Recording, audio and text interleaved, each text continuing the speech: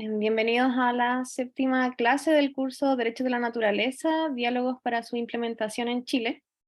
En esta clase tenemos como invitada a Milén Duarte, que nos va a hablar sobre restauración, con el objetivo de comprender más o menos cuáles son los factores que se encuentran relacionados con la restauración de las funciones y los servicios ecosistémicos, cuál es el rol del ser humano en las dinámicas de regeneración de la naturaleza, y también las diferencias entre remediación, rehabilitación y restauración de ecosistemas. Milén es doctora en Ciencias, Convención en Ecología y Biología Evolutiva, es bióloga ambiental de la Universidad de Chile y recientemente ha pasado a formar parte del cuerpo de académicos del Instituto de Conservación, Biodiversidad y Territorio de la Facultad de Ciencias Forestales y Recursos Naturales de la Universidad Austral.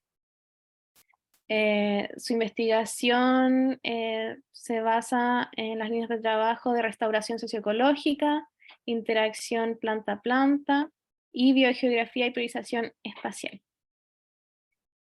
Bueno, cuando tú quieras, Milén. Sí, bueno, muchas gracias por la presentación, primero que todo, y muchas gracias a todos y a todas quienes están participando de esta clase. Agradezco mucho la invitación, la verdad. Estoy como muy nerviosa porque sé que este grupo es como bien diverso, y por lo tanto la clase no fue fácil prepararla, por lo mismo, como que traté de facilitar los conceptos, pero complejizarlos lo suficiente también como para que podamos realmente comprender el problema que les vengo a contar. Entonces, el nombre de esta clase se llama Coproducción de Conocimiento para la Restauración Ecológica. Podría haberle puesto restauración socioecológica, pero ya la coproducción de conocimiento habla, sí, del rol también que tenemos las personas y las comunidades y el conocimiento que tienen las comunidades también para la restauración, que es de lo que les quiero también contar un poquito hoy día. Y bueno, eh, en primer lugar, aquí tenemos una de las muchas definiciones de restauración ecológica. Entonces, aquí dice restauración ecológica es una acción humana, ¿sí? Aquí las personas tenemos un rol muy importante, es una acción humana cuyo objetivo es facilitar entonces el tránsito de un ecosistema degradado hacia un estado antiguo, de referencia, conocido, que yo creo que es una de las cosas más difíciles de la restauración, que es preservativo de la condición pre-perturbación, sea natural o seminatural, ¿ya? Esta es una de las definiciones que hay. Y si se fijan, aquí hay dos componentes como que yo creo que son bastante críticos. El primero tiene que ver con esto de estado de referencia. O sea, la restauración ecológica habla de volver a una condición previa a la perturbación, y eso es muy, muy complejo porque muchas veces ese sistema de referencia ya no existe, ¿ya? Por tanto, es muy difícil poder tratar de llegar a algo que difícilmente conocemos. Hay que buscar algo similar, que es lo que se hace, eh, lo que han hecho muchos grupos, ¿ciertos?, que trabajan en restauración. Y por otra parte está la acción humana, ¿no? O sea, cómo es que las personas nos ponemos de acuerdo, súper complejo entonces, ¿cierto?, para poder restaurar, ¿cierto?, un sistema que ha sido degradado, perturbado, ¿ya? Le ah, Comentábamos antes, no sé si en la presentación lo comentaron, que si tienen preguntas, interrupciones, por favor, háganlas. Preferiría que no lo escribieran en el chat, sino que hablaran, porque estar pendientes de como el chat y además de la presentación es un poco complejo, pero no tengo un problema que me interrumpan, ¿ya? Así que eso.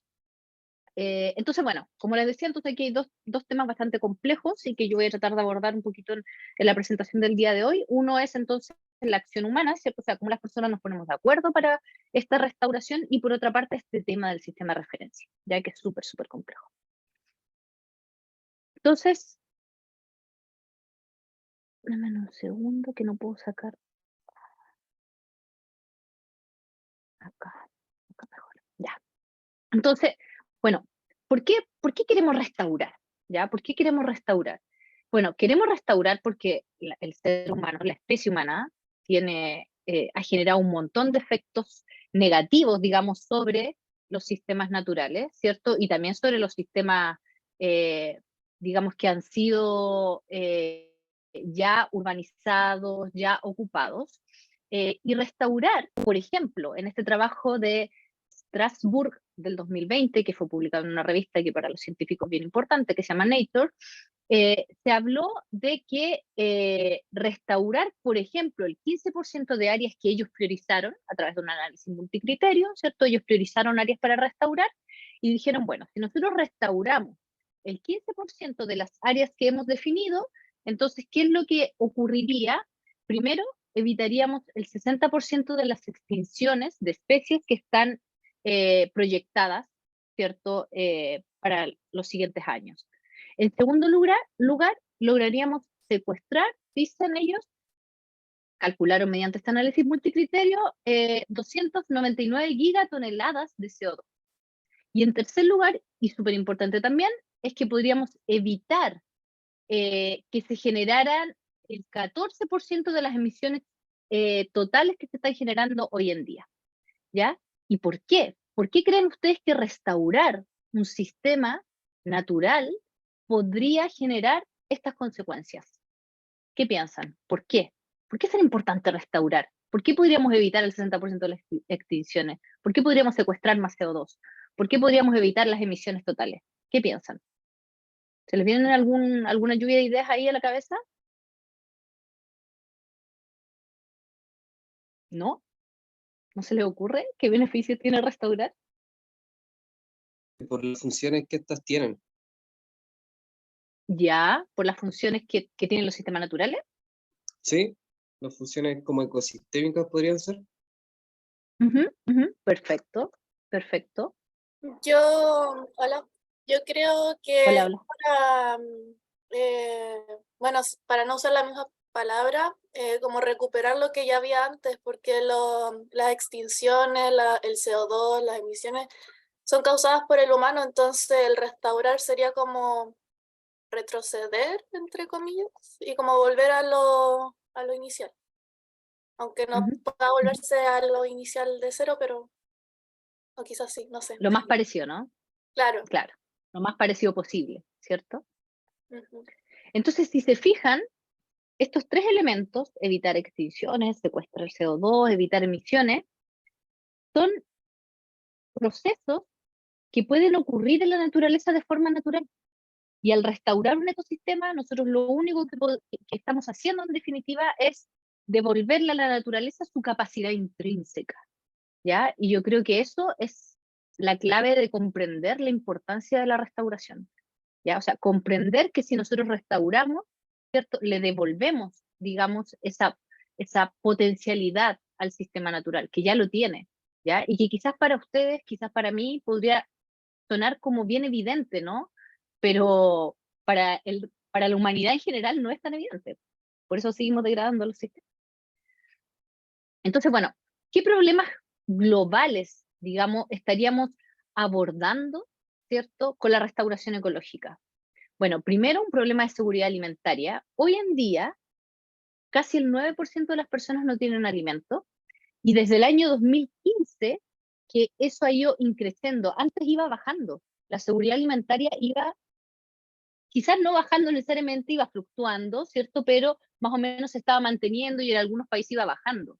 Pero desde el 2015 hasta la fecha, según la ONU, esto ha ido increciendo, ¿ya? O sea, un problema súper fuerte. Por otra parte está el cambio climático, ¿cierto? Que no voy a ahondar mucho porque ya lo vieron en sesiones pasadas, ¿cierto? La degradación de los ecosistemas, la pérdida del buen vivir, ¿sí? Y por último, los servicios ecosistémicos deprimidos. ¿Qué son los servicios ecosistémicos? Quizá ya lo vieron, pero de todas maneras no está de más decirlo, son todos los beneficios, las contribuciones que la naturaleza tiene, ¿cierto? Para el bienestar no solamente de las personas, sino que también de los ecosistemas, también de las funciones de los ecosistemas, ¿cierto? Y que en este caso han sido deprimidos a nivel global y que por tanto requieren, ¿cierto?, ser solucionados para poder mantener este buen vivir, ¿cierto? Para poder evitar, ¿cierto?, la falta o escasez de alimentos. Y toda esta serie, ¿cierto?, de cambios que están ocurriendo a nivel global que hoy día nos están afectando tanto.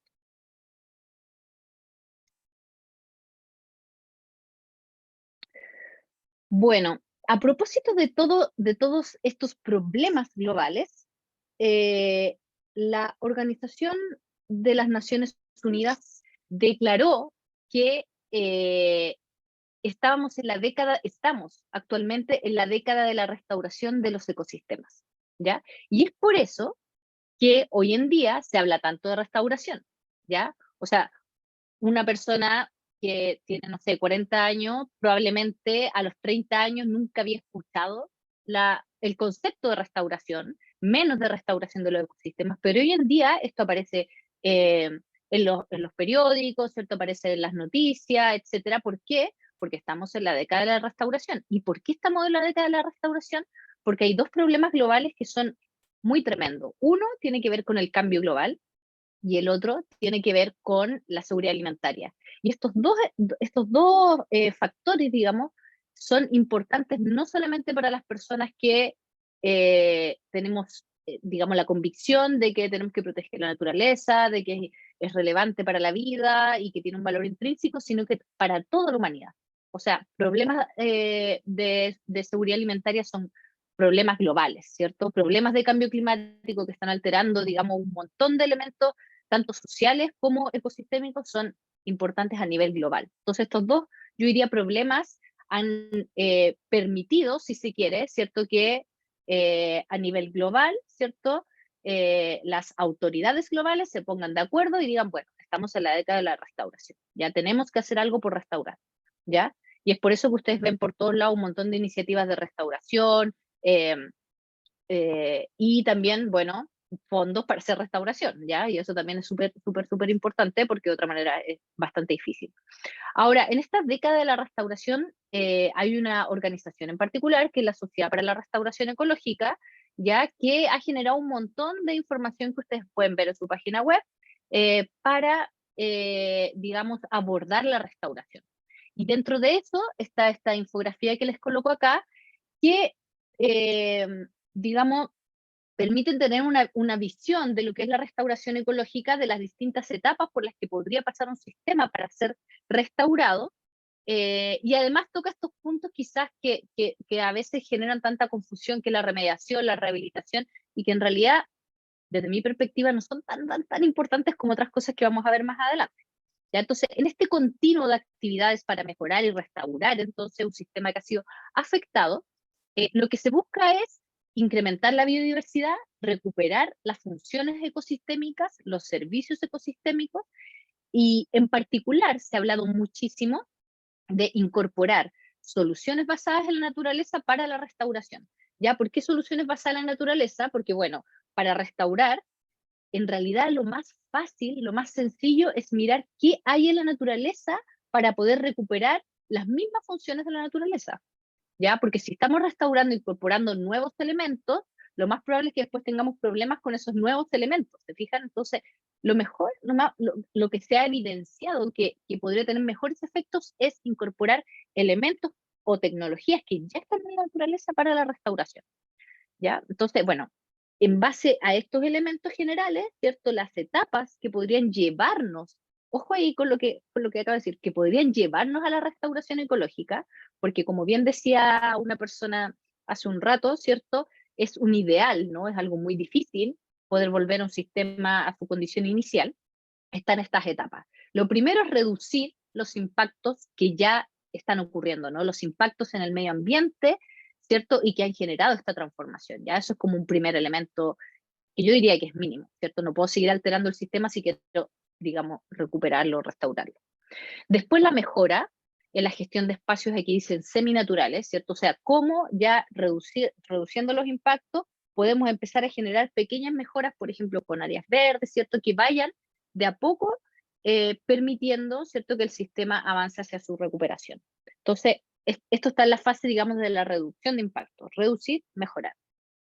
Después tenemos la remediación, ¿cierto?, que parte con la mejora, ¿cierto?, pero que avanza hacia la reparación de ¿qué?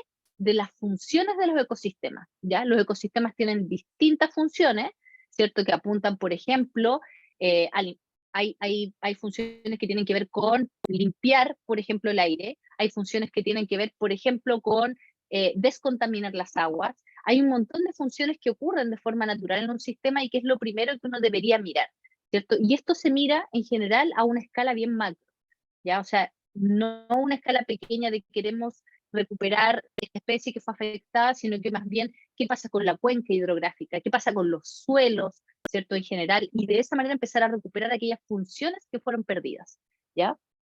Después viene el inicio de la recuperación de los ecosistemas naturales, cuando ya empezamos a mirar de forma más activa, ¿cierto?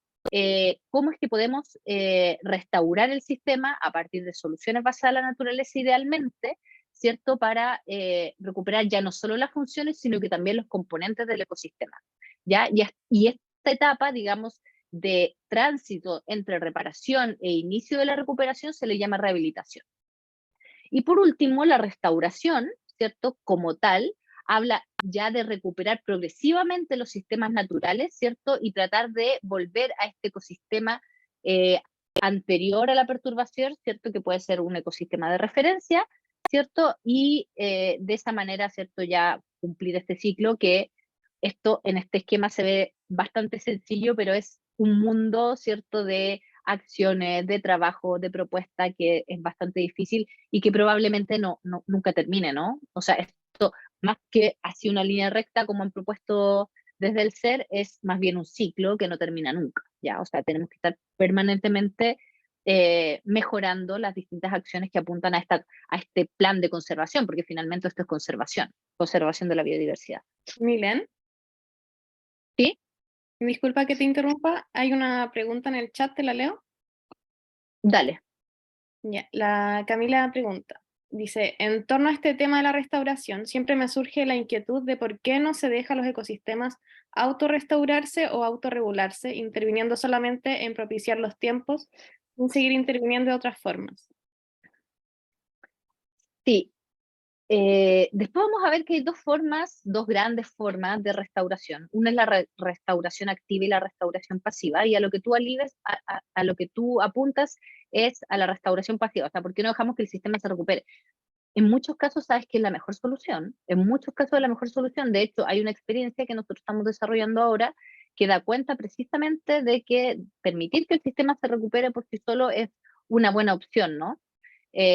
Ahora, ¿qué pasa con el tema de dejar que el sistema se recupere? Hay dos elementos que son más o menos complejos, quizá hay muchos más, pero al menos dos que se me vienen a la cabeza. Uno tiene que ver con evitar los impactos, ¿ya? ¿Cómo evitamos que sigan generándose los impactos que generaron, valga la redundancia, ¿cierto? Esa condición distinta.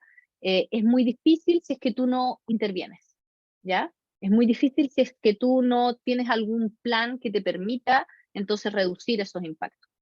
Y por otra parte, y en la misma línea, un tema por lo menos de los ecosistemas terrestres, que es muy fuerte, que es clave, es el control de especies invasoras, por ejemplo. ¿Ya? O sea, ¿cómo permitimos que un sistema se recupere, por ejemplo, después de un incendio, si es que no evitamos la llegada de especies que llegan súper rápido, como las especies invasoras? ¿Ya? O sea, no te estoy diciendo que no es una buena opción, en muchos casos es una muy buena opción, pero igual uno interviene de alguna manera para, por último, generar las condiciones para que ese sistema se recupere por sí solo, ¿ya? Finalmente, de otra manera, como te decía, de otra manera es muy difícil, dadas las condiciones, dada la conexión que tenemos, ¿cierto?, entre los distintos sistemas naturales y antrópicos, muy, muy difícil que eso pueda ocurrir de forma natural. Pero vamos a ver que sí, que es una posibilidad y que es una muy buena posibilidad.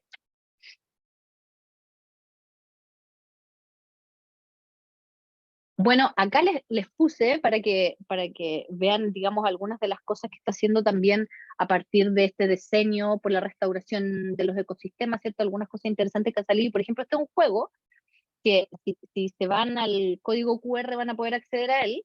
Es un juego que está en la misma página de SER que,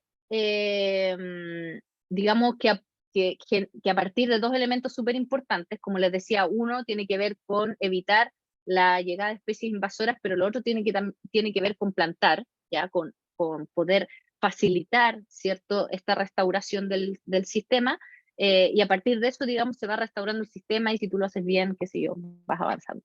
Así que ahí se los dejo como algo interactivo que puede ser entretenido y didáctico un poco para entender los procesos. Entonces, bueno, según la BBF, hay fases para proyectos de restauración, hay distintas etapas, ¿ya? Quizás las personas que trabajan más en conservación y que también están tomando este curso quizás conocen los estándares abiertos para la conservación. Bueno, esto es bastante parecido. O sea, hay etapas que podrían, digamos, permitir, que podrían facilitar la restauración ecológica y que son súper dinámicas. Esto no son fases estáticas que hay que seguir al pie de la letra, pero que sí te pueden ayudar, digamos, en el proceso, porque finalmente la restauración es un proceso. Entonces, primero tiene que ver con planificar, ¿cierto? Mirar dónde, identificar cómo es ese sistema, ¿cierto? Cómo ha sido degradado, cuáles son sus componentes, cuál es el sistema de referencia y desde ahí empezar a trabajar. Después la participación, dicen desde la BBF, ¿cierto? Que es con quién, ¿cierto? La coordinación entre los distintos actores, aquí entran temas de gobernanza también, ¿cierto? O sea, ¿quién hace el proceso de restauración? ¿Cómo se hace? En definitiva, cuáles son todos los actores que podrían participar. Después viene la etapa del qué, ¿cierto? La realización, la acción concreta de qué vamos a hacer, que podría ser dejar que el sistema se recupere, sí, podrían haber distintas estrategias. Después tiene que ver el mantenimiento o el monitoreo de estas distintas acciones, o sea, ver qué pasó luego de las acciones y evaluar también entonces cómo se podrían mejorar aquellas acciones que han sido desarrolladas y que sin duda van a requerir irse mejorando en el tiempo, ¿ya? Porque los sistemas naturales son sistemas súper complejos, los sistemas socioecológicos también lo son, entonces requiere ir ajustando, mejorando permanentemente el sistema. Entonces, en la etapa de evaluación, tenemos que evaluar no solamente cuáles son las condiciones naturales, sino que también cuáles son la afectación, por ejemplo, a comunidades humanas, ¿cierto? Si es que una perturbación, por ejemplo, como un incendio, afectó, ¿cierto? No sé, el acceso al agua, por ejemplo, podría entonces ser parte del proceso de evaluación. Después viene evaluar, por ejemplo, la condición que tiene la vegetación, las especies del lugar. Aquí estoy hablando de sistemas terrestres, pero sistemas marinos también, ¿cierto? Uno podría evaluar, no sé, cuál es el cambio que han sufrido las algas del borde costero, ¿cierto? Y cómo es que eso podría estar afectando los distintos servicios ecosistémicos que esta nos otorgan. En el caso del ecosistema terrestre, la condición del suelo, los servicios ecosistémicos perdidos, etcétera. Después la planificación y la participación van de la mano, ¿sí? Porque no podemos planificar si no sabemos cómo vamos a participar, ¿no? Entonces, esta es como una relación dialéctica entre dos elementos, dos pasos a seguir, ¿cierto? Que además son también dinámicos, ¿cierto? Porque yo puedo planificar algo y si no funciona voy a tener que planificarlo de nuevo y así, ¿cierto? Y en términos de la participación también es dinámica, porque un actor puede estar interesado, después puede no estar interesado, etcétera. O sea, hay distintos tipos de actores, actores que influyen más sobre los problemas y actores que influyen menos sobre los problemas, etcétera. Y aquí también hay un elemento que es bastante importante para el éxito de un proceso de restauración, éxito entre comillas, como les decía, un proceso muy complejo, que es la participación de los actores clave, o sea, los actores que se ven afectados de forma más directa por el problema y que por tanto, ¿cierto?, tienen que estar ahí, tienen que ser parte de ese proceso de planificación para que haga sentido lo que se está haciendo. Por otra parte están las acciones de restauración propiamente tal, ¿cierto? Que puede ser desde una reforestación hasta una habilitación de un nuevo hábitat, ¿cierto? Para un sistema que ha perdido ciertas condiciones, no sé, para la fauna, etcétera. Vamos a ver varios ejemplos más adelante. Y el monitoreo permanente y mejoras a ese monitoreo. Y aquí hay, por ejemplo, les coloqué una figura de una metodología que se está utilizando bastante, que son las ruedas de restauración, que te permiten ir evaluando distintos indicadores, como por ejemplo la composición de la especie, las condiciones físicas, la estructura del sistema, la ausencia de amenazas, los intercambios externos, la función, y todos los indicadores que ustedes pudieran, ¿cierto?, incorporar para evaluar, ¿cierto?, cómo es que está funcionando o no el proceso de restauración. ¿Ya? Entonces, por ejemplo, en esta rueda de restauración en particular hay niveles, el 1, 2, 3, 4, 5, que tú tienes que establecer, ¿cierto? ¿Qué significa el 1, el 2, el 3, el 4, el 5? Y así puedes ir evaluando, la efectividad de las acciones que tú planificaste, y si se fijan, son súper diversas. O sea, podemos hablar de amenazas como el control de especies invasoras, de la contaminación, etcétera. pero también podemos hablar de composición de especies, ¿cierto? Las plantas que habían en un sistema, los animales que habían previamente en un ecosistema, etcétera, ¿ya? Pero también podemos hablar de cosas un poquito más complejas, como por ejemplo las funciones, la productividad, el hábitat, la provisión de hábitat, la resiliencia que tiene un sistema, etcétera. Y esos indicadores ya son más complejos de medir, pero sin duda son súper importantes para poder ver efectivamente si estamos avanzando hacia un proceso de restauración del sistema. Milen, ¿Sí? hay otra pregunta. Daniel pregunta si es que la conservación sería entonces el fin último de la restauración ecológica. Qué difícil la pregunta. Yo creo que sí, más que nada porque, bueno, la restauración ecológica está bajo el paraguas de la conservación, ¿ya? O sea, alguien que trabaja en restauración trabaja en conservación, ¿ya? Porque es el paraguas, digamos, que alberga la idea de restaurar, de recuperar un sistema a sus condiciones iniciales, porque queremos, ¿cierto?, conservar algo que está ahí, que pueden ser especies, funciones, estructuras, etcétera. Así que yo diría que sí. Ahora, uno tiene que saber cuándo ocupar ciertos conceptos dependiendo del grupo con el cual se está relacionando, ¿no? Entonces uno podría decir, bueno, vamos a restaurar porque esto va a permitir, por ejemplo, si tú estás, digamos, con actores que están interesados, no sé, en la explotación de un recurso natural, por ejemplo, tú puedes apuntar más bien hacia los beneficios que puede traer en términos económicos y no necesariamente hacia la conservación como tal. O sea, es súper importante también el lenguaje en esto, porque vamos a ver, porque esta no es una clase de restauración ecológica como tal, sino que más bien es una conversación que apunta a la restauración socioecológica, entonces la parte social también es súper importante. Pero sí, o sea, está bajo ese paraguas, digamos. Gracias, Milen. La última pregunta, y te dejo continuar. Dale. No, dale nomás. Emma pregunta si para restaurar los ecosistemas es necesario que estas zonas se reconozcan como áreas protegidas, considerando que se deben regular las actividades que se realizan en estas áreas para poder ser restauradas.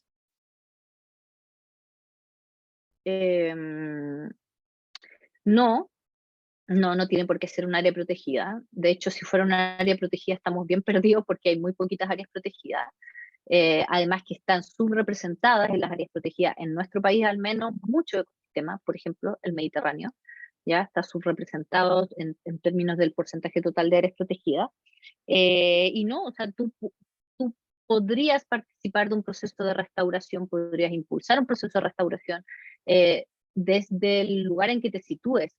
Ahora, es súper importante lo que les decía antes, en la incorporación de los actores clave dentro del proceso, y ahí sí, quizás este tema, quizás es a lo que tú estás apuntando, es importante que haya al menos un piso mínimo de consenso de que se apunta hacia, por ejemplo, la restauración del sistema, ¿ya? Queremos, por ejemplo, podría ser un poquito más chiquitito, queremos recuperar, por ejemplo, las aguas que se han ido perdiendo por la extracción río arriba, por ejemplo. Entonces ahí tienes un piso mínimo, que no necesariamente es restauración ecológica propiamente tal, pero sí mejorar algunas funciones, por ejemplo, del sistema.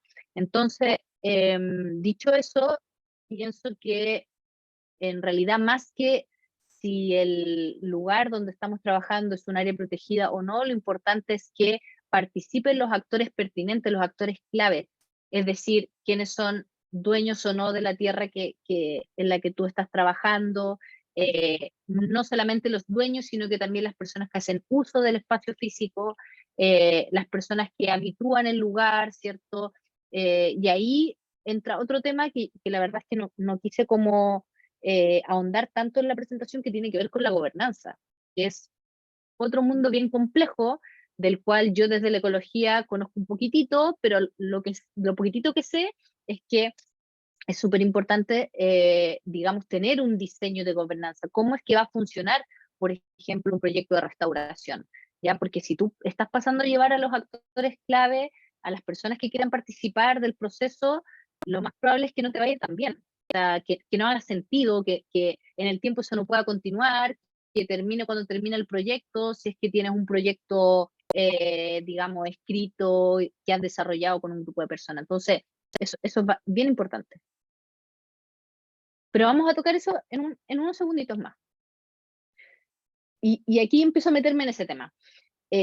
La restauración ya, Hicks el año 97 decía, bueno, la restauración ecológica no solamente tiene que ver con saberes científicos, ¿cierto? Propiamente tal, sino que tiene que ver con saberes, tiene que ver con saberes de distinto tipo, ¿ya? Entonces, ¿qué es lo que dice Hicks? Dice, hay que tener desde una concepción local que tiene que ver con los elementos, si se quieren, naturales, ¿cierto? Que tiene que ver con esta restauración efectiva, llama él, donde están, por ejemplo, la replicación estructural, la composición del sistema, etcétera, pero también tiene que ver con otros elementos, como la eficiencia, por ejemplo, cómo podemos hacer restauración con una menor cantidad de trabajo, menor cantidad de tiempo, menor recurso, pero tratando de mantener, ¿cierto?, el objetivo de restauración en este caso.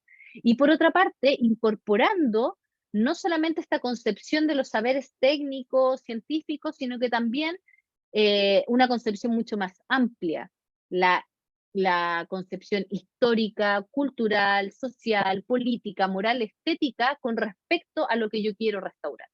¿Ya? Entonces, si se fijan, hay un montón de elementos que podríamos meter en esta juguera de la restauración y que requieren para que la restauración sea efectiva, para que continúe en el tiempo y para que haga sentido a las personas, ¿cierto? Incorporar todos estos saberes.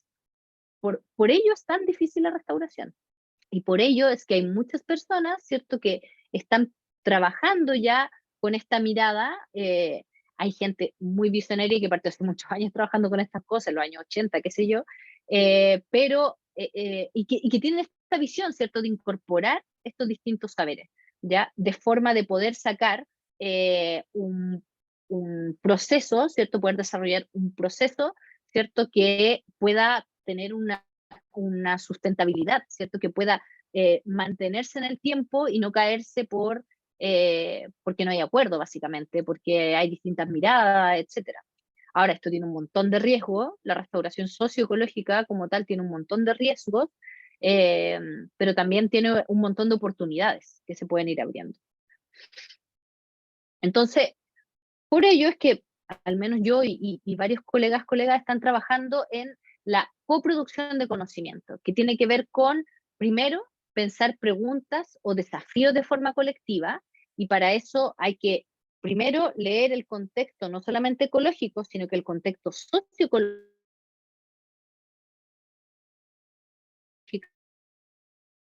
del problema que estamos abordando. De restauración, eso es casi imposible, ¿no? Que haya una receta para restaurar, porque restaurar es también particular de cada sistema. Cada sistema tiene sus componentes particulares. Y por otra parte, pensamos preguntas y desafíos colectivos y reconocemos los conocimientos. El conocimiento profundo, entonces, está basado en la sinergia de saberes, en los saberes que distintos actores tienen sobre un sistema, ¿ya?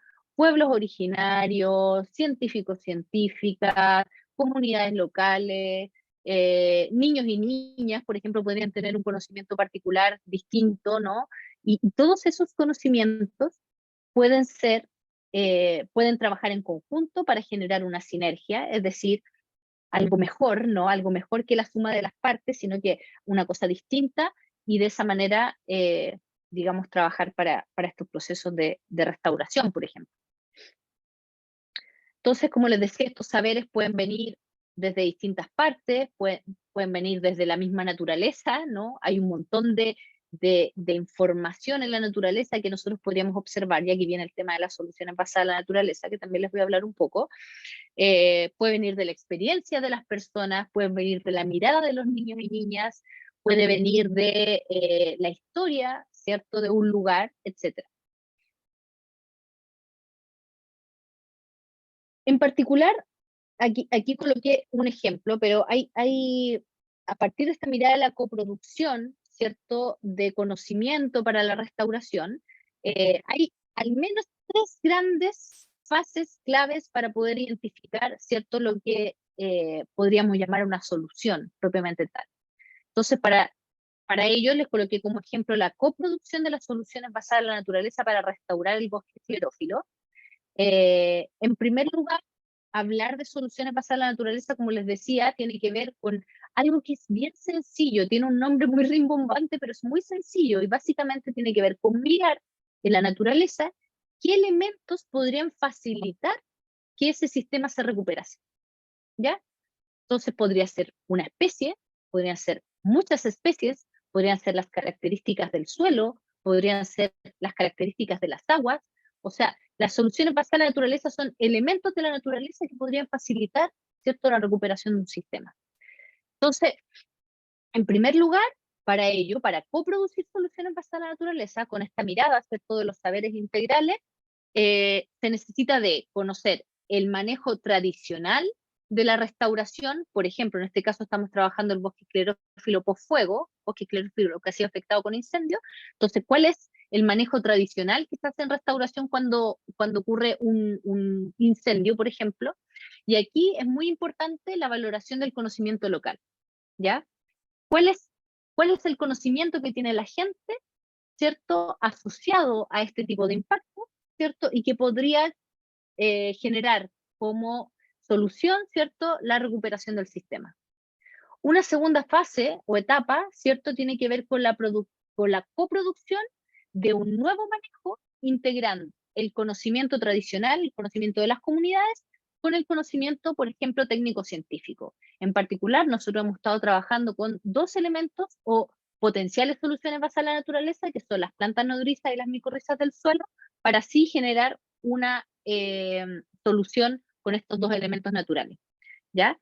Y este nuevo manejo está basado en algo que desde la ciencia nosotros llamamos contribuciones de la naturaleza hacia las personas, que son los servicios ecosistémicos, pero valorados también en torno al valor intrínseco que tiene la naturaleza. Ya no solo pensado en servicios para las personas, sino que también servicios para los propios ecosistemas, ¿ya? Eso muy en resumen.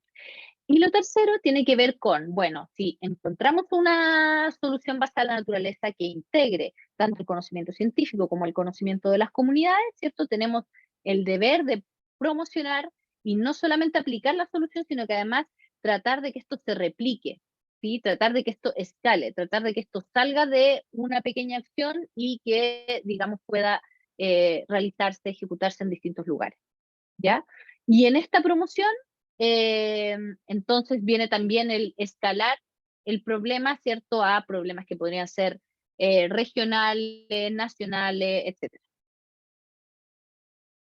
Entonces, para ello, para trabajar con coproducción en particular de soluciones basadas en la naturaleza en el bosque esclerófilo, yo les decía la importancia de entender que cada sistema tiene sus características y sus particularidades.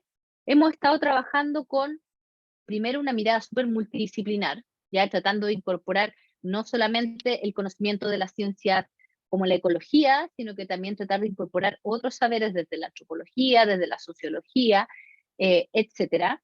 Pero además, dentro de esos equipos de trabajo es clave, de otra manera no funciona, ¿cierto?, el trabajar con la comunidad, ¿ya? Por tanto, es un equipo súper diverso, en diálogo permanente, basado en el respeto, la confianza, y para eso uno va desarrollando de a poco, incluso de forma inconsciente muchas veces, un plan de desarrollo de esa protoorganización que está partiendo a partir de un objetivo común que podría ser la restauración, ¿ya? Hemos también estado trabajando con corresponsabilidad con el proyecto, generando acuerdos de participación, porque acá una cosa que es súper importante es asumir que trabajar en restauración es una tremenda responsabilidad. ¿Por qué es una tremenda responsabilidad? Porque estás trabajando con un sistema, ¿cierto?, natural y también social, ¿cierto?, en el cual las personas colocan sus energías, ¿cierto?, para poder cumplir un objetivo, y por tanto esa responsabilidad y esos roles, ¿cierto?, tienen que ser asignados, tienen que estar en común acuerdo, ¿ya? Y por último, esto que también estaba en el ciclo que les mostraba de la BBS, ¿cierto?, está el mejoramiento continuo y la flexibilidad. O sea, este proceso de restauración está en constante construcción, ¿cierto? Es dinámico, no es fijo, ¿cierto? Y tenemos que comprenderlo tal como tratamos de comprender un sistema natural. Ahora, las soluciones basadas en la naturaleza, en particular, utilizan no solamente la restauración, ¿cierto?, para cumplir sus objetivos que son en particular, que tienen que ver con el buen vivir, ¿cierto?, que también tienen que ver con los beneficios de la biodiversidad, sino que también ocupa un montón de otros elementos, ¿cierto?, que podrían ser, por ejemplo, infraestructura, manejo, protección, algunas características específicas, etc. En particular, nosotros hemos estado trabajando con restauración y con soluciones basadas en la naturaleza, de alguna manera porque es lo que hemos podido ir abordando, pero hay un montón de otros elementos que sin duda son importantes de incorporar.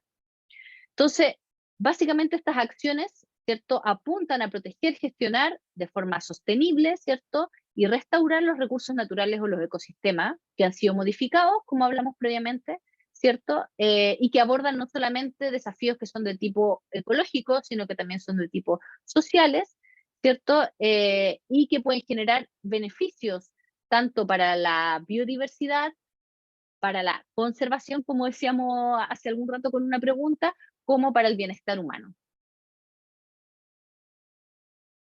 Entonces la restauración podría ser clasificada en dos formas de restauración en términos de las acciones propiamente tal.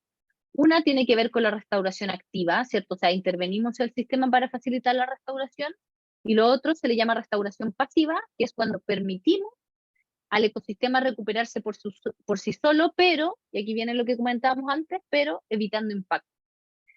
Y ese evitar impactos, de alguna manera, igual es una intervención, ¿cierto? Pero es una intervención que busca que el sistema se recupere por sí solo, ya que no busca que incorporemos algún otro elemento al sistema, sino que más bien dejemos que eso ocurra, pero saquemos los impactos. Eso es como básicamente lo que se puede hacer. Como les decía, aquí hay un ejemplo, ¿cierto?, que es el de la coproducción de soluciones basadas en la naturaleza con el esclerófilo, y lo que hemos estado haciendo son estas dos cosas, todavía quizás muy de forma disociada, pero hemos estado tratando de articularlo.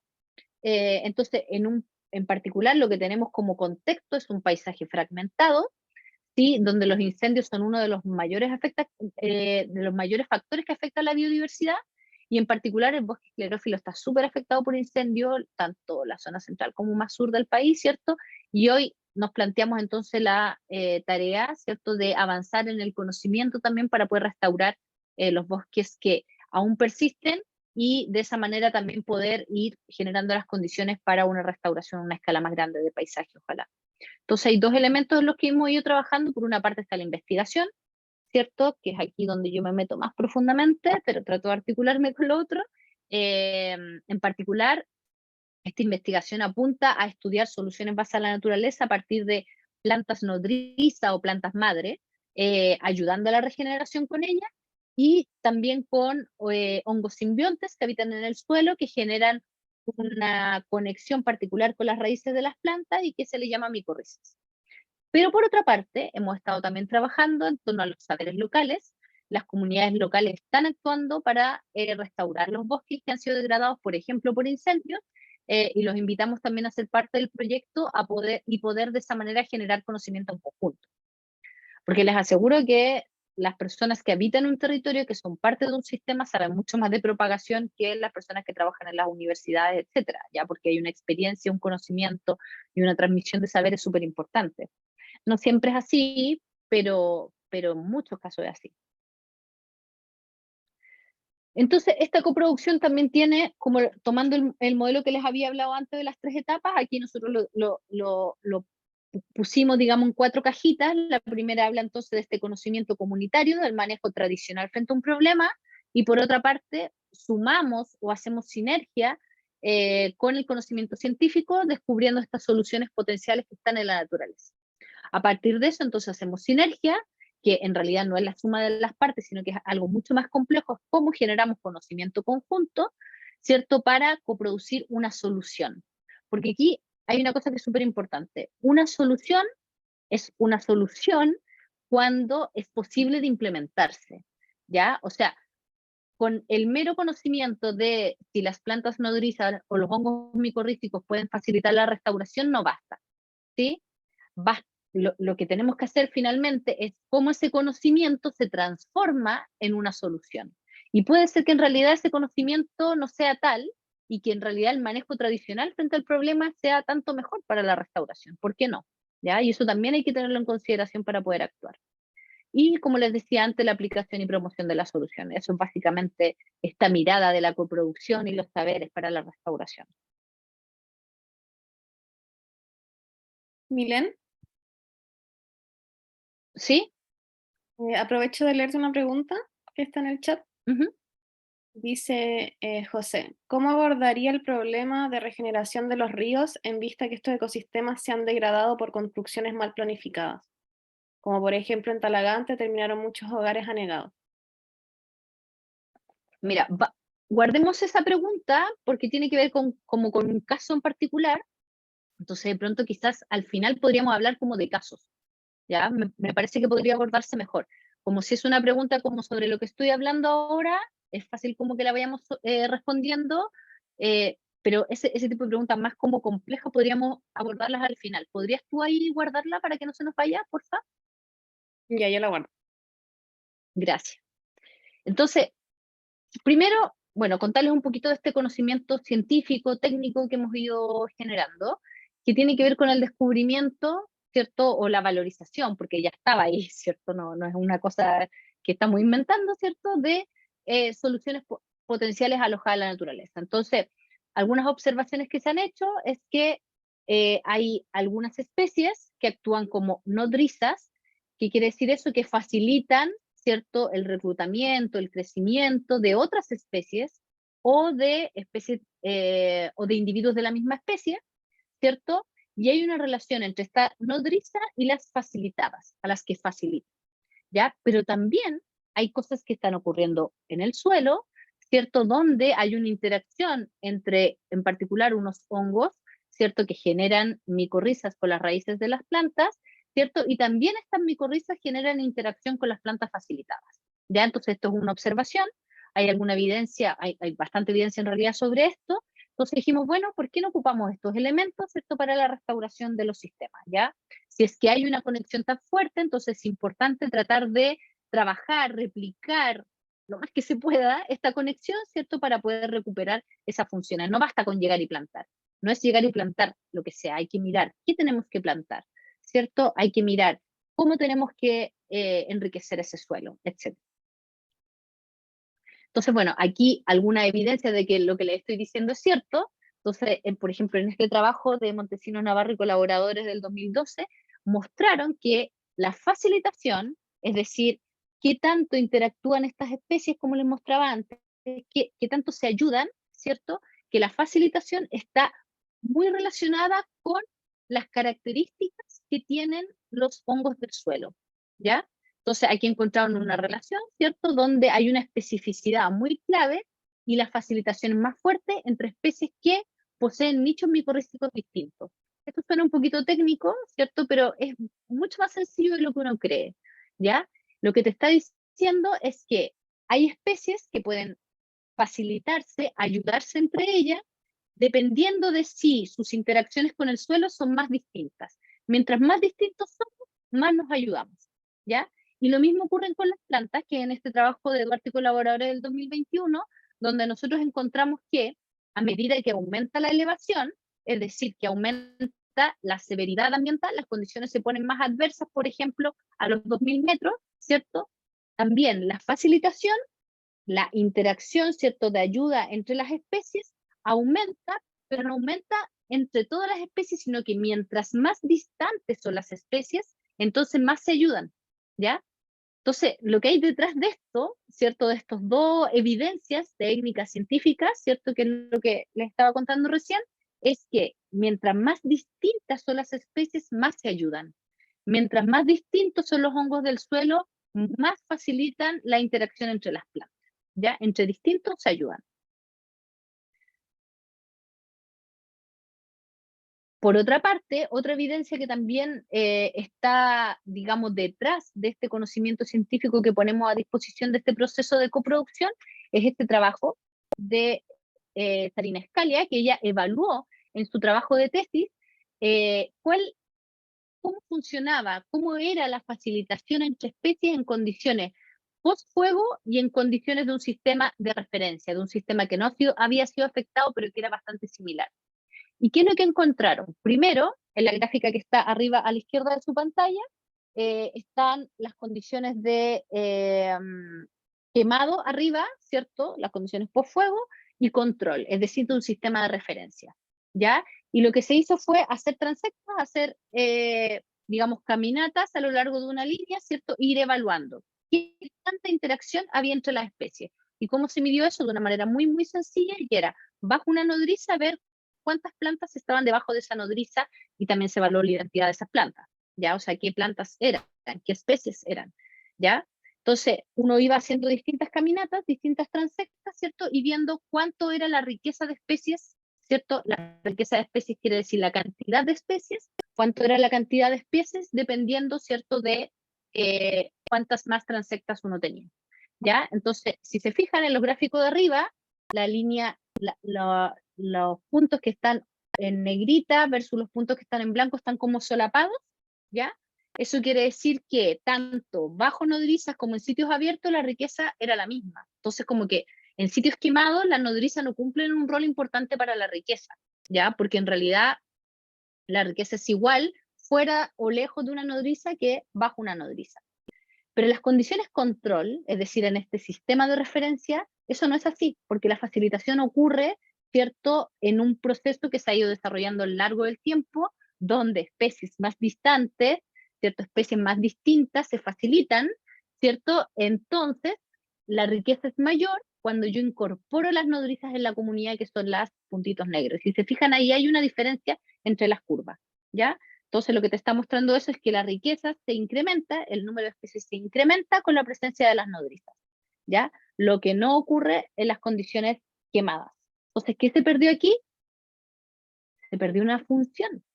Se perdió una función del ecosistema, ¿cierto? Algo que estaba ocurriendo gracias a las condiciones que esa nodriza genera, que pueden ser múltiples, las características del suelo, la sombra, etcétera, un montón de condiciones, ¿cierto? Y que cambiaron, ¿cierto?, a propósito de esta intervención del incendio. Entonces, la riqueza de la comunidad se incrementa con la presencia, en particular aquí, de Peumoboldo, que son las especies que Sarina evaluó, ¿cierto? Pero el efecto se pierde en comunidades que han sido afectadas por fuego. Ahora, lo mismo ocurre con la intensidad de la interacción. Aquí no me voy a detener, es un poquito más complejo, pero también la intensidad de la facilitación también disminuye en condiciones por fuego. Ya esa intensidad tiene que ver con la cantidad de individuos por especie. Entonces, con este conocimiento que nosotros teníamos, dijimos, bueno, con esta idea entonces de aportar desde la ciencia al proceso, después vamos a ver cómo las comunidades se van involucrando, ¿cierto? Nos planteamos como objetivo tener conocimiento práctico para la restauración en este ecosistema esclerófilo, en particular en lugares de quebrada, que nos interesaban bastante porque era bastante difícil trabajar en quebrada, para la recuperación entonces de los sistemas. Para eso lo que hicimos fue 2 experimentos, un experimento de restauración pasiva y un experimento de restauración activa. La restauración pasiva, para Camila creo que se llamaba la persona que preguntó, apunta a dejar que el sistema se recupere evitando impactos, por ejemplo, de herbívoros, así que solamente generamos, si se fijan, en la parcela que está a la izquierda, generamos un parche que está ahí como un cuadrado, ¿sí? Donde la única intervención fue aislarlo. Colocamos parcelas en tanto bajo nodriza, por eso acá arriba, si ustedes ven, hay como un tocón que está ahí de un árbol, y también en sitios abiertos. Y en esta parcela además plantamos especies, estas 6 especies que están acá, que son propias del bosque esclerófilo, en particular en las zonas más húmedas de quebrada, y por otra, y aquí está la regeneración pasiva, ¿cierto? La acción pasiva que generamos. Entonces, estas exclusiones estuvieron cerradas con malla, están cerradas con malla, y los tratamientos entonces fueron primero sitios con fuego sin fuego, sitios bajo nodriza o sitios abiertos, y además hicimos una inoculación con hongos que generan micorriza. Entonces también teníamos sitios con inoculación de micorriza y sin inoculación de micorriza. Si los mareo un poquito se les va a ir, digamos, ordenando un poquito la película. Cuando empezamos a trabajar, nos fuimos dando cuenta de que solos no podíamos, así que fuimos incorporando a la comunidad incluso en el mismo trabajo de investigación. Entonces, en el marco de este proyecto en particular, hemos realizado algunas actividades también de ciencia ciudadana. Por ejemplo, todas las semillas con las que nosotros trabajamos son semillas que provienen de colectas ciudadanas, donde las personas fueron las que colectaron las semillas. Esto ocurrió también porque estábamos en pandemia, de hecho eso fue como lo que gatilló, ¿cierto?, hacer una campaña ciudadana para encontrar semillas, porque además queríamos trabajar con semillas del mismo sitio, ¿ya? Y aquí yo todo el rato voy tratando de meter conceptos como con el ejemplo mismo. ¿Y por qué semillas del mismo sitio? Porque también podríamos contaminar un sitio si ocupamos semillas que vienen desde otro sitio. Ya es súper importante entonces tratar de mantener, de conservar las características genéticas que tienen las poblaciones de especies con las que estamos restaurando. ¿Ya? Entonces, nosotros focalizamos nuestra campaña en los sitios con los que estábamos trabajando. Ya en particular, hemos trabajado en Granero y en Peñuelas, que está en Valparaíso. Entonces, eso por una parte. Por otra parte, con esa semilla después, ¿cierto?, generamos plántulas en el vivero de Peñuelas. Ahí también estuvimos trabajando con la gente de CONAF, con el equipo nuestro, y finalmente fuimos generando un puro gran equipo de trabajo, donde también ha participado gente de la comunidad.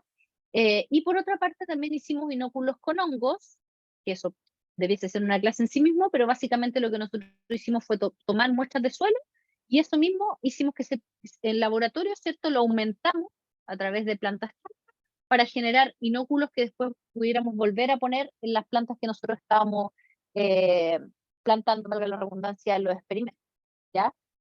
Lo mismo, conservando la diversidad genética del lugar en el que estábamos trabajando, ¿ya? Porque para reforestar y traer plantas de cualquier parte hay un montón de iniciativas, ¿ya? Pero aquí hay que siempre ir poniendo la mirada un poquito más ecológica, y es lo que hemos estado tratando de hacer. Entonces, luego de esto, ¿cierto? O paralelamente en realidad, estuvimos trabajando con el sistema de referencia. ¿Qué es el sistema de referencia entonces? No es sino, es un sistema similar en términos de su composición, en términos de su función, ¿cierto? Ojalá un sistema que esté cerca, te facilita mucho la vida, ¿cierto? Y que no ha sido afectado por el factor que tú estás evaluando, en este caso, por ejemplo, los incendios. Entonces, ¿qué es lo que nosotros hicimos? Fue estudiar ese sistema de referencia. ¿Cómo es ese sistema de referencia? Para después poder evaluar si efectivamente las acciones que nosotros estamos desarrollando tienen algún efecto. Entonces, en primer lugar, estudiamos las semillas. En este gráfico se ve la diversidad, ¿cierto?, versus la condición, control con fuego, ¿cierto?, y en sitios abiertos y bajo nodriza.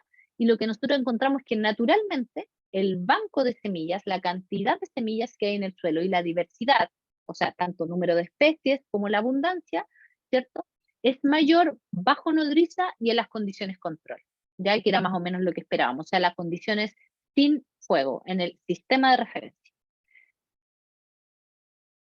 Por otra parte, también evaluamos el reclutamiento. ¿Qué quiere decir eso? Quiere decir los individuos que naturalmente, ¿cierto?, han ido creciendo, ¿cierto?, han ido germinando, y ahí lo que nosotros encontramos es que si bien la condición con fuego versus el control o sistema de referencia tiene algunos lugares, algunos transectos con menor reclutamiento, la verdad es que la intensidad del reclutamiento es bastante parecida, ¿ya? Entonces, ¿qué nos está diciendo eso? Y aquí volvemos a la pregunta que partió al inicio de esta presentación, igual el sistema se está recuperando. Esta condición post-fuego no es que nosotros fuimos al otro día del incendio, ya habían pasado varios meses, y en esos varios meses el sistema se estaba recuperando, ¿ya? Ahora, luego viene el problema de la herbivoría y la cosa se pone compleja, es decir, hay otros animales, otras especies que se comen estas plántulas, ¿ya? Pero lo que está pasando, lo que estamos viendo, comparando el sistema de referencia o control versus las condiciones post-fuego, es que el reclutamiento es bastante similar, ¿ya? Ustedes pueden ver aquí que es distinto, pero aquí los científicos aplicamos una cosa que se llama estadística, y esa cosa nos mostró que en realidad son bastante similares, ¿ya? Esta variación que ustedes ven acá no es muy grande.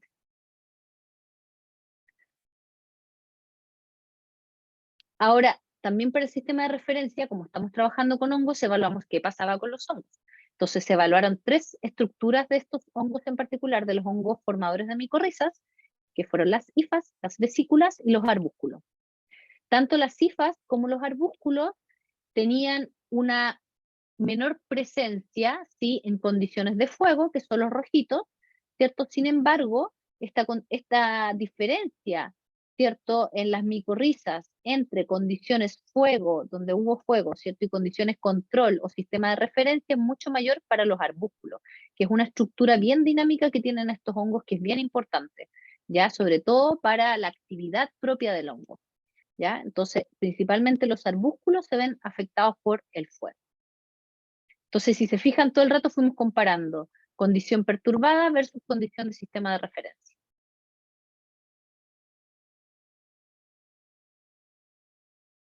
Ahora, algunos elementos en torno primero a la restauración pasiva, que es, ¿se acuerdan la restauración pasiva? Que es ese plot que pusimos dentro de la exclusión, esto que está aquí, una exclusión con una mallita que no permite la entrada de grandes herbívoros, no así de los más pequeños, pero al menos de los grandes herbívoros, y aquí teníamos una exclusión a la que no le hicimos nada más que estar dentro de esta zona protegida de grandes herbívoros. Entonces, ¿qué pasó con eso? Bueno, medimos la regeneración, ¿sí?, o reclutamiento, como le quieran llamar, en condiciones de fuego y en el sistema de referencia o control, ¿sí?, en condiciones de nodriza, acá en las N, y en condiciones abiertas, y además con micorriza y sin micorriza, y lo que nosotros encontramos es que la regeneración igual es mayor en condiciones del sistema de referencia que en condiciones post-fuego, pero si se fijan, lo más importante acá es que en condiciones post-fuego, que es el área que nosotros queremos restaurar, ¿cierto?, la regeneración es mayor bajo nodrizas que en condiciones abiertas. O sea, este elemento de la naturaleza en particular, que son las plantas nodrizas, estarían generando un efecto positivo sobre la regeneración pasiva, donde lo único que hicimos entonces fue colocar estas mallas. Por otra parte, en torno a la restauración activa, por ejemplo, aquí tenemos una plantita de quillay, ya llevamos, bueno, en realidad llevamos 3 monitoreos ahora. En el monitoreo de la primavera temprana, casi todas las plantas habían sobrevivido, ya más del 90% de las plantas en todos los tratamientos bajo nodriza, sitio abierto, con micorriza, sin micorriza, habían sobrevivido.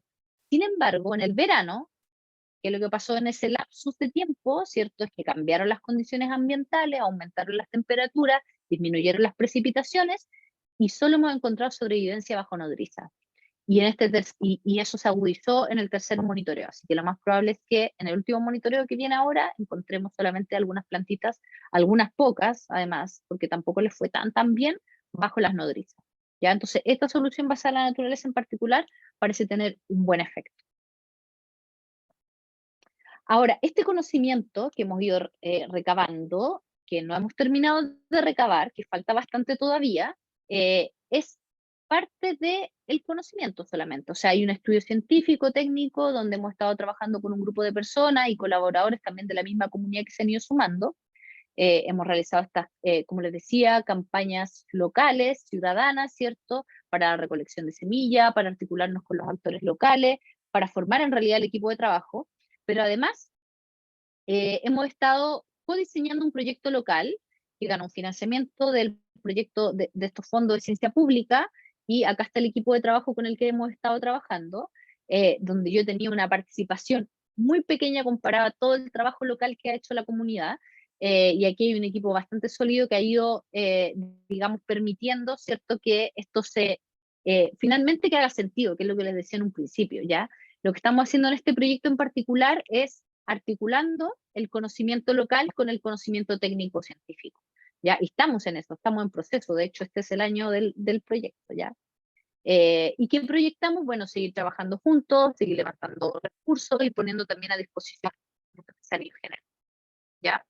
¿Quieren más información de en particular de ciencia pública? Porque por tiempo no me podía alargar tanto, pero si quieren un poquito más de dar una vuelta, hay un Instagram de Restauración Ecológica Graneros, creo que sí, donde hemos estado también trabajando entonces en esta línea.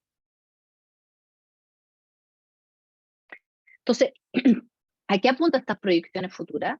Primero, a generar un modelo de restauración desde las soluciones basadas en la naturaleza, ¿ya? Y ojalá que no solamente desde este efecto nodriza, que es el efecto que hemos ido encontrando, sino que también con otros elementos, que es lo que venimos trabajando ahora desde el Fondo Ciencia Pública, ya que tiene que ver con este conocimiento local.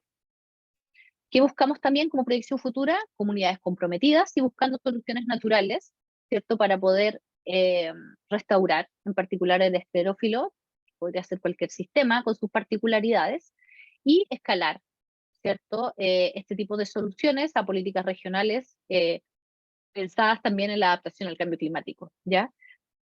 ¿Por qué pensar en la adaptación al cambio climático? Porque las soluciones basadas en la naturaleza generan una adaptación al cambio climático en sí. Y eso sí que ha sido bastante evaluado en los últimos años, ¿ya? O sea, encontrar soluciones grises, por ejemplo, a un problema, infraestructura, ¿cierto? Que no sea verde, la verdad es que no genera mucho efecto en términos de mitigar o adaptar al cambio climático, sino que más bien son estas soluciones verdes, estas soluciones basadas en la naturaleza. Y como una última frase de la presentación solamente, seguimos conversando, pero de la presentación es que los problemas actuales ameritan esfuerzos mancomunados, múltiples conocimientos, múltiples actores y los saberes puestos al servicio del bienestar humano y la naturaleza. Y acá les coloqué una fotito de los equipos con los que he estado trabajando. Aquí les coloqué solo un ejemplo de para poder ir aterrizando este tema de la restauración, pero son varios proyectos con los que venimos trabajando con el mismo enfoque y la misma mirada. Así que aquí toda la gente con la que estamos trabajando. Ahora sí, vamos recuperando las preguntas que tenían más que ver con también algunos ejemplos puntuales, etc. Así que, porfa, si nos puedes compartir las preguntas. Muchas gracias, Milén, por tu presentación. La pregunta que quedó pendiente del chat era la de José, que preguntaba sobre cómo se abordaría el problema de regeneración de los ríos en vista de que estos ecosistemas se han degradado por construcciones mal planificadas, como por ejemplo en Talagante terminaron muchos hogares anegados. Sí, o sea, yo te podría como primero hablar en el contexto de la presentación de hoy día, ¿no? De lo que fuimos conversando, de la coproducción de conocimiento. O sea, yo lo que haría es abordarlo desde ahí, ¿ya? Y desde ahí es increíble cómo es posible encontrar muchas más soluciones que si solamente lo abordamos desde la parte más científica, ¿ya? Ahora, si lo abordáramos, o sea, ¿qué conocimiento científico podríamos poner a la solución de ese problema en este contexto de la coproducción? Tiene que ver primero con la recuperación, ¿cierto? La recuperación de los componentes del sistema y las funciones del sistema. Y si bien suena bastante grande y es una finalidad que podría estar muy lejos, nuevamente hay soluciones locales que podrían apuntar a esto. Y justamente hay un trabajo que estamos desarrollando en el ELQI y que estamos proyectando también en torno a las soluciones basadas en la naturaleza, y lo que hemos ido encontrando es que, en términos de evidencia previa, es que para la recuperación de los ríos es clave conocer cuáles son las especies que no solamente habitaban antes, sino que las especies que potencialmente van a llegar a ese sistema, ¿ya? Y no solamente especies invasoras, porque cuando hablamos de especies invasoras, bueno, el problema es bastante complejo, porque las especies invasoras en general son especies mucho más violentas en su forma de llegar al sistema, ¿ya? Llegan mucho más rápido, son mucho mejores competidoras, etcétera, sino que también las especies locales que podrían habitar ese sistema y que no necesariamente estaban ahí, en ese lugar en particular, pero que sí podrían tener un rol importante, por ejemplo, para sostener el borde del río, ¿cierto? Para la ribera, ¿sí? Para mantener ese sistema. Ahora, la pregunta en particular y el sistema particular del que tú me hablas requiere sí o sí un trabajo de gobernanza, de planificación a mayor escala. ¿Te fijas? Porque podríamos hablar, como les decía, como de soluciones puntuales de aquellos elementos naturales que podrían ayudar, pero estamos hablando de un lugar poblado. O sea, la única solución es una planificación, un ordenamiento territorial que apunte, ¿cierto?, a generar una solución integral del problema. Y ahí, claro, la tarea es grande y son clave los actores locales que apunten a jalonar que eso ocurra a través de tanto iniciativas locales como también a exigir que esas cosas ocurran, que esos procesos ocurran. Eso. Muchas gracias, Milén. Gracias, Voy a José, leer también. una pregunta en el chat y después le doy el pase a Angélica. Matías en el chat pregunta, ¿hay tipos de restauración que no se puedan realizar por falta de conocimiento respecto a las consecuencias que tenga este tipo de restauración? Es decir, hay restauraciones que traigan consecuencias positivas, pero que a su vez también traigan consecuencias negativas o desconocidas. Por alguna interacción biológica no estudiada o algo similar. Sí, es que me ocurrieron varios ejemplos que podrían ser como medios críticos de comentar, pero, o sea, hay casos en que han utilizado especies exóticas para restaurar un sistema, ¿ya? No puedo dejar de comentarlo, no puedo. Hace muy poco descubrí, porque ahora hay muchas empresas que usando el nombre regeneración o recuperación o qué sé yo, iniciativas que igual son privadas, tipo empresa, que te ofrecen servicios de restauración del sistema. Y dentro de estas me encontré, para poder responder a tu pregunta, con un líder de uno de estos equipos, ¿cierto?, que llamaba a la protección de los sistemas naturales y del bisón. Y yo quedé impresionada. El bisón es una especie exótica invasora, terrible, que genera altos impactos en un sistema y que, o sea, no quiero entrar en el debate del tema animal, sino que el punto es el efecto que genera sobre el sistema. ¿Sí? O sea, hay un montón de especies que generan efectos sobre los sistemas naturales, sobre todo cuando son especies que vienen de afuera, culpa de la especie o no, culpa del animalito o no, eso es otra historia, pero el punto importante es el impacto que están generando. Y lo mismo pasa con las plantas, ¿ya? Por ignorancia muchas veces se restaura con plantas que no son del lugar. Incluso, volviendo a la presentación, lo que les contaba antes, ¿qué pasa si tú traes especies nativas, especies que son del lugar, pero traes individuos de otras poblaciones? Ocurre una contaminación genética.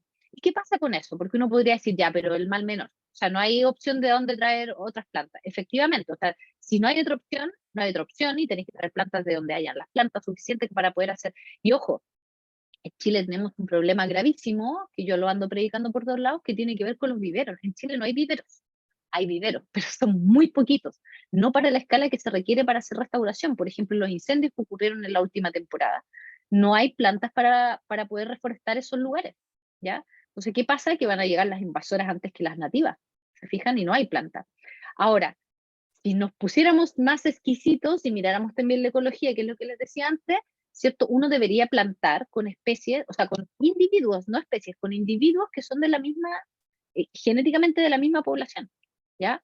Entonces, semillas que vienen del mismo lugar, plántulas que vienen del mismo lugar, ¿se fijan? Porque si no, estamos trayendo individuos, poblaciones que están acostumbradas, han evolucionado, están adaptadas a una condición específica, ¿ya?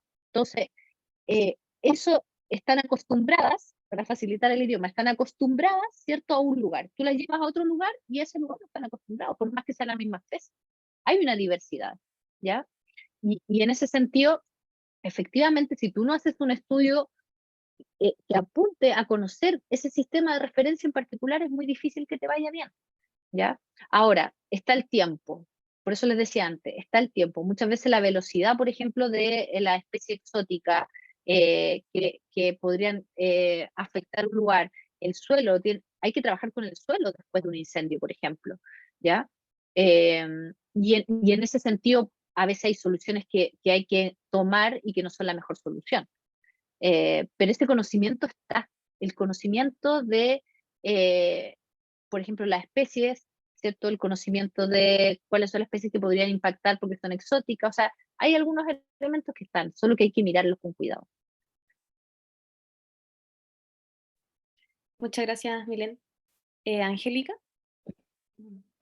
Hola, sí, gracias. Disculpen, no puedo prender la cámara porque tengo un problema con la cámara del compu, pero igual quisiera hacer una preguntita porque yo participo de una organización medioambiental y nosotros hacemos reforestación urbana, como las ciudades, sobre todo como las áreas verdes, pero nos está tocando que nos invitan a reforestar justamente con la pregunta del otro compañero a una ribera de un río.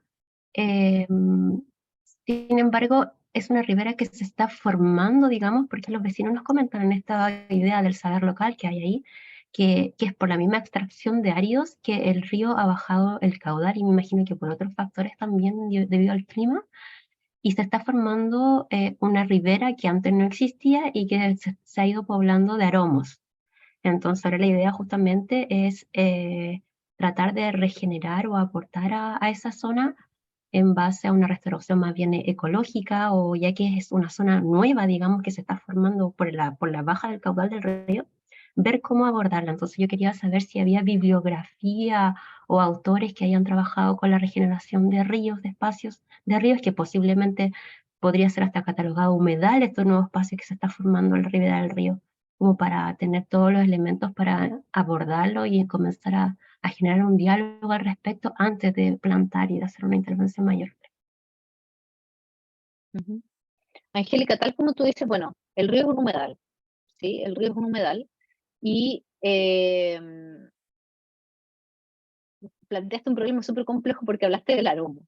Y si bien hay literatura, tú vas a poder encontrar literatura sobre el manejo del aromo, la verdad es que la efectividad del manejo del aromo es muy, muy bajita, muy compleja.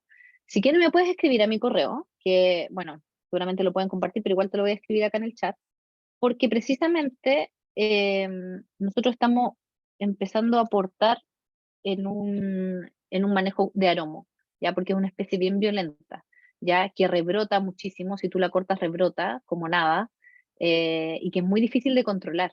Entonces, en realidad la presentación no hablé propiamente tal de la especie invasora, porque es una presentación como en sí, digamos, pero las especies invasoras son de lo más difícil para la restauración, ¿ya?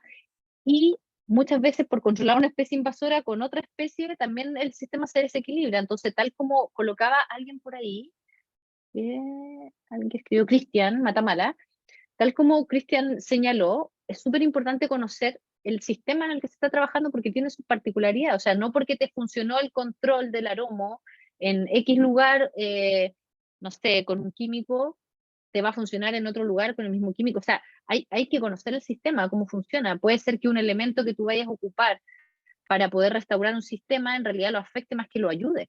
Te fijas, puede ser que afecte a otras especies, etcétera. O sea, no es fácil, digamos, no es fácil. Por eso yo traté como de siempre decir, bueno, este es un ejemplo de la restauración en el esclerófilo con esta especie en particular, pero hay que conocer cada sistema, digamos, y sus características. Ok, muchas gracias. Tomo el correo, voy a escribir. Gracias. Ya, ya, gracias a ti. Muchas gracias, Angélica. Gracias, Milen. Cristian. Sí, quería solo complementar lo que ya había escrito.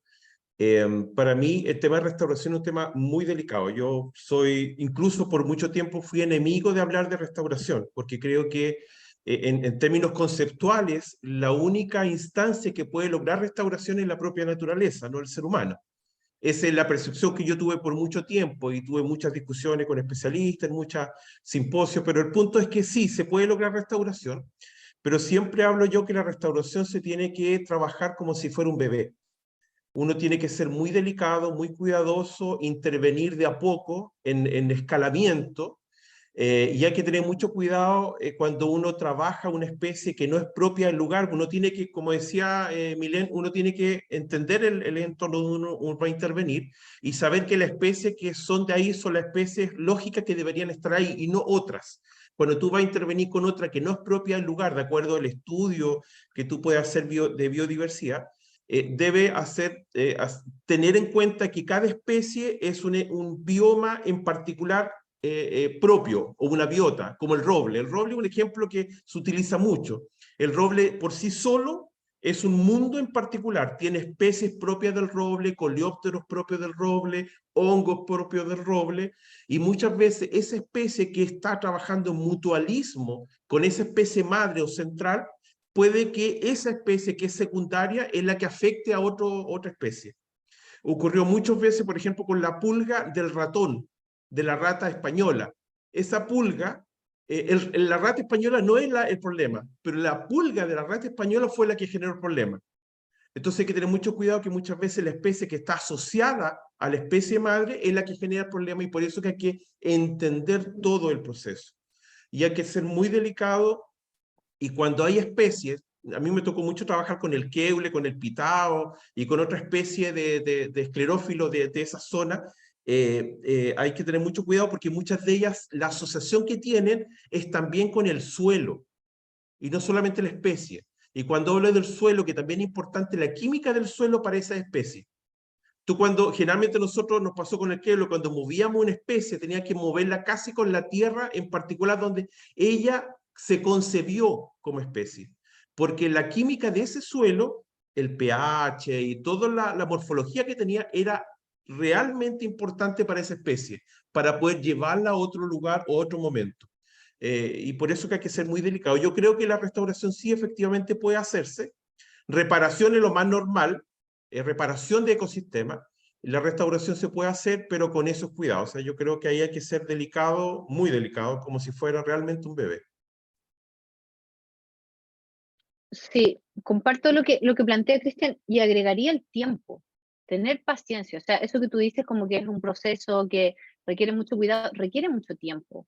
Y pasa que muchas veces la gente quiere ver como un efecto inmediato y este otro problema es que nosotros no hemos visto enfrentados. O sea, la gente quiere ver ya que la cosa se recuperó y no es así. O sea, es muy lento, requiere sus tiempos, los tiempos ecológicos son muy distintos a nuestros tiempos y en ese sentido también hay que como que bajar las ansiedades con respecto a lo que uno va a poder ir evaluando en el tiempo. Y la rueda de restauración sirve mucho para eso. La rueda que les mostré que tenía estas 5 etapas, son las 5 etapas estrellas, sirve mucho porque tú puedes ir viendo el avance paulatino, ¿sí? No rápidamente, sino que en el tiempo, pero también te permite como indicador ir evaluando que lo que tú estás haciendo va bien o no. Gracias, Cristian, gracias, Milen. Connie. Gracias. Igual voy a cambiar un poco el tema, así que si quieres puedes responder la pregunta de José Calderón, que acaba de escribir el chat. Ya. Bueno, José escribió, ¿qué opina Milen sobre el método Miyawaki, que está de moda hoy en día? Mira, yo la verdad no lo conozco mucho porque eso viene como desde otro mundo, pero lo poco que he leído, que no he visto una experiencia yo, lo que he leído es muy parecido a lo del efecto nodriza que yo les contaba previamente. O sea, al final, de donde se basa, digamos, el método, por lo que sé, insisto, no soy experta en eso, tiene que ver con la interacción, tiene que ver con facilitación entre individuos, así que podría funcionar bastante bien, ¿ya? Ahora, tomando en consideración, tal como decía Cristian, y lo que venimos conversando, del cuidado que hay que tener con el sistema, de no traer especies que vengan de otro lado, ojalá no individuos que vengan de otro lado, etcétera. Pero esta forma de núcleo, de hecho, la gente que sea de la zona central de Chile o que ha viajado, casi toda la gente que ha viajado a la zona central ha visto que como como crece el bosque es en parches, es como que uno va viendo núcleos, ¿sí? Esa es la forma en que naturalmente se está estructurando, y digo naturalmente porque tampoco está natural. Antes había más continuos y tiene que ver con, por ejemplo, los conejos, tiene que ver con un montón de otras especies que han ido también generando esta forma, ¿cierto? Pero en esta forma se ha logrado mantener, ¿sí? O sea, en esta forma de agrupaciones se han logrado mantener, ¿cierto? Los bosques de remanentes de nativos, ¿ya? Entonces, yo creo que puede ser una buena solución. Creo que sí. Ahora, lo que les digo, hay que tener mucho cuidado en base a todo lo que venimos conversando, sí. Gracias, Milen. Connie, ahora sí. Ya, gracias. Voy a hacer un pequeño contexto de mi pregunta en realidad, y que se marca más en el objetivo del curso, que es hablar un poco de los derechos de la naturaleza y como cuáles serían quizá los beneficios de reconocerse en Chile. Y mi pregunta en realidad, solo si sabes, es quiénes están liderando estas iniciativas de conservación, o sea, de restauración, perdón. Yo veo muchas ONGs haciéndolo también acá en Los Ríos. El GORE financió un programa que entiendo que está liderado por la Católica, entonces veo mucha asociación como universidades, ONG, y me queda la duda como qué rol está tomando el Estado en todo esto, y quizá varias veces tú mencionaste que esto se debiese llevar a niveles de gobernanza más arriba, más complejo. No sé si lo dijiste o lo entendí así, como de llevarlo también a políticas públicas, entonces quisiera ahondar en qué espacios hay para hacer eso, o si en realidad el Estado igual está haciendo harto y yo no me he enterado. No lo sé. Sí, no sé si el Estado está haciendo harto, pero sí, bueno, muchas veces depende incluso de las personas más que de las macropolíticas, como de las personas que lideran procesos, que impulsan cosas, que tienen las voluntades de hacer las cosas. Pero lo que sí sé es que hay mesas regionales de restauración. No sé si en todas partes está activa, yo sé que en Valparaíso hay, en Los Ríos se está también formando y así en otras regiones, digamos. Y también a nivel nacional hay una mesa de trabajo que tiene mucha base científica que apunta a la, como, no solamente a restauración, sino que en general a desastres naturales, ¿ya? A desastres, perdón, no solamente desastres naturales, a desastres que requieren, digamos, de un trabajo mancomunado, conjunto, etc. Ahora, yo tengo la impresión, a partir de lo que capturo, veo, etcétera, que el trabajo no es muy con las comunidades, no es, o sea, lo que se ha hecho hasta ahora no va muy de la mano con las comunidades. Y aquí me arriesgo a la opinión quizás que puedan tener otras personas, y es que, por ejemplo, en el incendio que ocurrió en Viña del Mar, en particular en el Cancán, hay comunidades locales interesadas, muy interesadas en la restauración y activamente interesadas, ¿cierto?, en hacer las cosas bien, ¿sí? En algún minuto yo también estuve ahí apoyando, bueno, todavía apoyando en algunas cosas a la distancia, ¿cierto?, lo que se puede hacer, y lamentablemente no ha habido una gobernanza que apunte a una solución de coproducción en conjunto, de trabajo en conjunto, sino que por el contrario, muchas veces se hace lo que se sabe hacer. ¿Y qué es lo que se sabe hacer? Juntar un grupo de expertos que te diga qué hacer, ¿ya? Y ese juntar un grupo de expertos que te diga qué hacer no hace sentido a la gente. Y lamentablemente las autoridades no se dan cuenta de eso. Ya no se dan cuenta de eso, no se dan cuenta de que esa no es la forma, que están repitiendo lo mismo que se ha repetido siempre y que no tiene que no tiene éxito.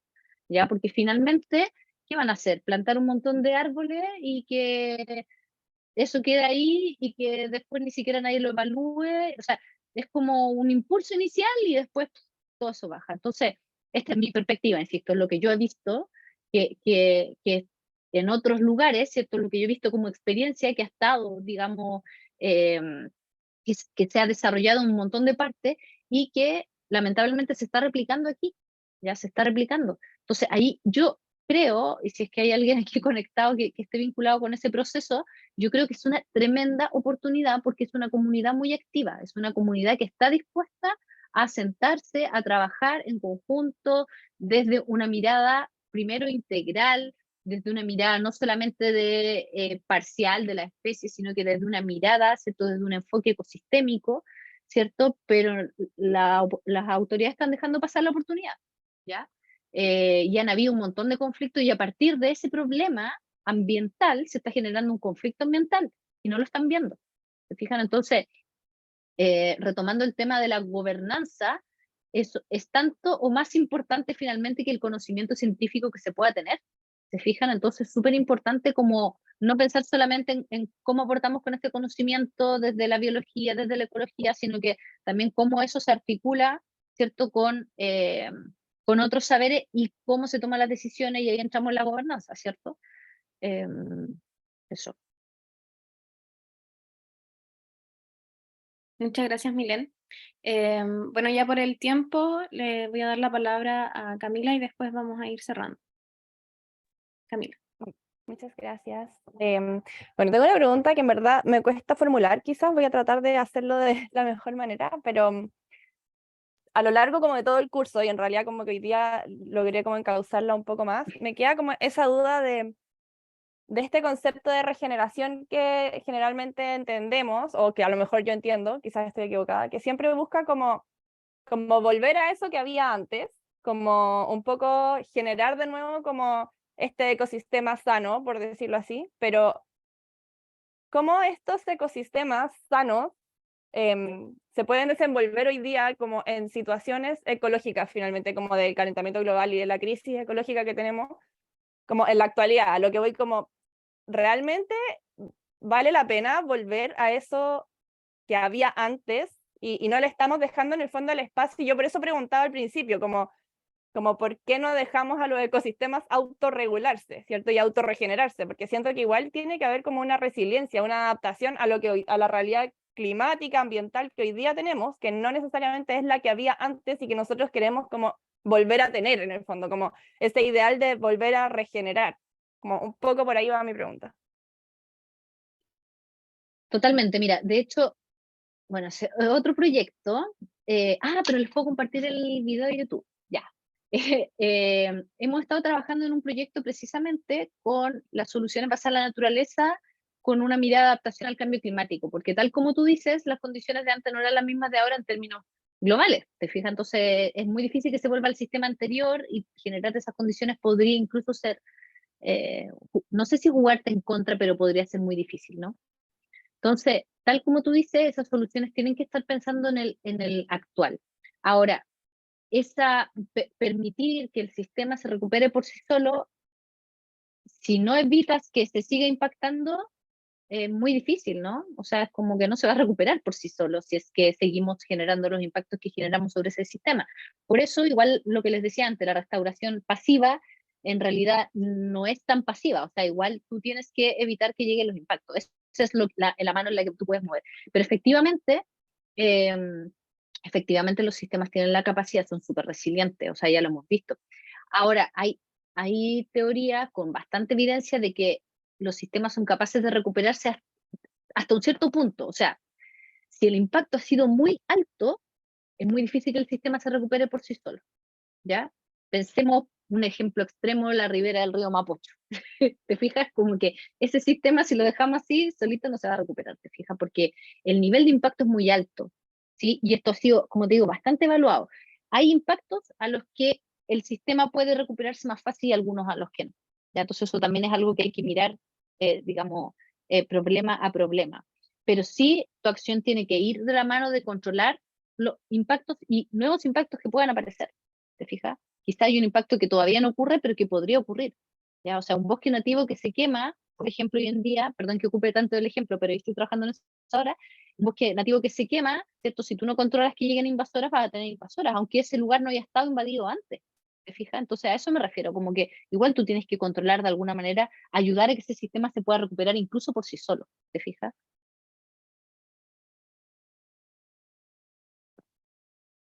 Bueno, muchas gracias Milen, muchas gracias Camila.